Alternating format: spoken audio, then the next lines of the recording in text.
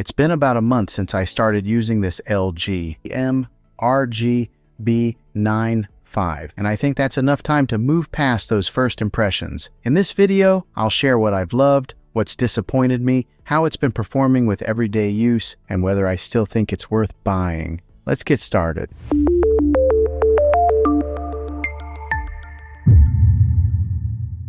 Well, hey guys, Juan here. Thanks for stopping by my channel and checking out this video. So if you're watching this, I imagine you're in the market to buy this TV here, or maybe you have purchased it and you're looking to get some of the specifics on it. Well, after owning this thing for one whole month, I'm going to give you my review on this and give you the ins and outs of it, and if I think that this has been a pretty good TV after using it for a month, because I think that usually takes about that much time to really use a product to tell if it's going to be good or not. So let's go ahead and dive into some of the review portion of this, and then toward the end of the video, I'll give you my final analysis on if it's worth it after using it for a month. All right, so first off, it does have that UHD quality that's on the screen here. Right now, I just got like a picture that came on the display here, which is a really cool picture, by the way. But it does have the ultra high definition, and if you're gonna buy a TV, make sure you get one that is a UHD TV. I think a lot of the TVs that are coming out nowadays, that's kind of a standard, but make sure that you're looking for that specific name set, UHD TV. I think just because you're a future-proof yourself if you do buy a TV like that. It does have that 4K quality, that quantum 4K processor core that's inside this thing, which makes it really good whenever you are switching from maybe an app to opening up an app. With that quantum core processor that is built into this TV, it makes it pretty quick to pull up any kind of movie or anything that you're looking to watch. So let's go ahead and pull up one of the menus here. And LG does have a pretty fluid menu bar that comes up from the bottom here. And when you first get this TV, it does come pre-installed with all your major apps that you probably use. So it does come with Netflix, your Prime Video, Disney, Hulu, Sling, YouTube, Apple TV. Those are already preloaded in there. Now, when I say preloaded, they're on there, but you do have to download each one, but you download it one time. Now, those who may not know, you don't get that app. You got to have the subscription to that app, but they are on there. But say you don't have a subscription to any of these apps on here, the good thing about LG is they do have some free content that they offer. So over here, if you can see, there is one that says CH free, and on that, it's kind of like their channel that has like almost kind of like open air TV. Okay, so if you look over here on the menu some more, there's one that's called Peacock. That's like their latest and greatest app that just came to the LG App Store, and it's got a slew of free content on there as well. It's got the Google Play Store if you are into that family there of the Google apps. It does have Vudu, Showtime, Stars, Redbox. Remember, we used to have to go buy or rent a DVD and then return to the Redbox store. Well, now you can just rent them right here on the app. It's got the CBS All Access, Spotify, so if you do want to listen to any type of music, you can do that right here on the TV. And then it's got YouTube TV if you're into that, and then also just the regular YouTube app below it. So it has pretty much all your major apps that you're probably looking to consume any type of media on.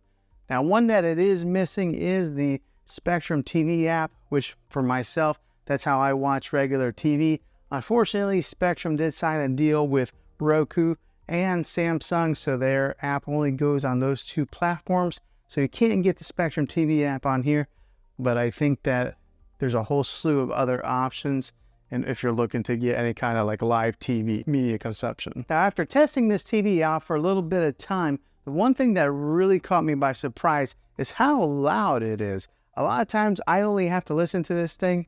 Right here's the volume button, but I usually pull it up to about 18 is where I'm comfortable at listening to it. And I do have kind of a longer room here. 18 is plenty loud for me. So therefore I don't really need a sound bar with this TV. That's just an additional expense. If you're wanting to save a few dollars, I think you'll be okay with that, because a lot of these TVs, the sound is just terrible. But with this one here, it performed pretty well. Now, if you do want to get some of those booming bass sounds whenever you're watching your action TV or anything like that, then yeah, look at maybe adding a sound bar to enhance your movie watching experience. But if you're just looking to save a few bucks, this TV, the sound in it will do just fine. Now, like I mentioned before earlier in the video, it does have that quantum core processor that helps push that 4K content on this thing, which is great because it gives you that nice, crisp, clear image like this one here that's on the screensaver. That quantum processor helps boost and makes those colors very vibrant and maybe reduces a lot of the noise that would be in an image. Therefore, it does also translate into video watching, giving you that really dynamic color that you're looking for. Also, with that quantum processor core, it upscales the 4K movie watching experience whenever you are watching any type of movies or TV shows that are broadcast in that 4K quality. And with that powerful processor that is built in there, if you are a gamer, it gives you that low input lag. So whenever you're playing any type of games that have a first-person shooter games or anything that's like maybe driving or maybe sports games where the ball's flying through the air, because of that processor, you're going to get better clarity and it's going to be able to interchange with the motion of those games, giving you a very pleasant gaming experience. Now, another good thing with this TV is the thin bezel that is all the way around, making it really nice for your decor, because a lot of your TVs that are coming out nowadays, they try to go as thin as they can on those bezels. This one here does a pretty good job as far as being able to maybe match into your decor. Right now, I just have it sitting on top of a dresser. There are 4 screw holes on the back, so that way you could mount this on the wall if you wanted to. Now, let's talk about the back a little bit more and just talk about the inputs that it does have. Okay, so on the back of this thing, there is a USB input in case you're wanting to hook up any type of media player to it. It does have 3 HDMI inputs with that ARC HDMI in case you're wanting to hook up, one of your game systems like an Xbox or a PlayStation to this. It does have the ARC HDMI input on here also, giving you 2 other HDMI inputs. It does have an Ethernet port in case you're wanting to wire in your internet directly into this. And it does have your RCA jacks with all the color coded. And it does have that old-fashioned coax cable in case you're wanting to hook up an antenna to this thing and watch any live open-air TV. Okay, and just to give you a quick little look at the remote here, this is what is on the remote. It does have a built-in Netflix button. It's got a built-in Prime Video button, and then there's a movies button right here, so that way you can customize it.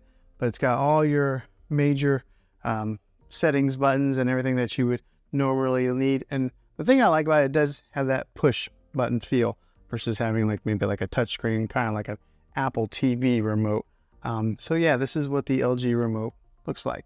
And if you are somebody who watches a lot of sports, it does have a 120 Hertz refresh rate to help with them sports watching experience. So for example, whenever you're watching like soccer and they kick the ball up in the air, and sometimes you would see like a blur on some of those cheaper TVs. With this one here, because of that refresh rate, it's nice, crisp, and clear as it's going through the air. So if you're into sports watching, this would be a good TV for you. And on the smart end, it works for all your major smart devices. So it works with your Google Assistant, your Amazon Alexa, and Apple HomeKit. I ended up setting off my Alexa device anyway. So it does work really well with all your smart companies. The good one is Apple AirPlay is built into this. If you are an iPhone user, you're able to mirror your iPhone to this TV. And I did make a video on that, and I can put that in the description down below if you're interested in doing something like that. Now, I did talk about the audio earlier in the video, but this one does have a 2.0 channel when it comes to the audio, boosting about 20 watts of power. And it is a downward type of audio. So the good thing about it is this is mounted up a little bit higher than a lot of your TVs. And because the sound does point downwards, it bounces off like that and goes into the direction of where you're watching, or maybe bounces off the wall and kind of helps project it out. But it is plenty loud for you. And then just to give you the weight size of the TV, it's a 24.9 pounds. So it does have a little bit of weight to it, but the bigger the TV, the heavier they are. And then fresh out of the box, whenever you do buy one of these LG TVs, they do come with a 1-year warranty. I've never really had to use any warranties on my TV, and I've never bought any extended warranties myself. That's just me being an average consumer. Okay, so would I recommend this TV after using it for 1 whole month?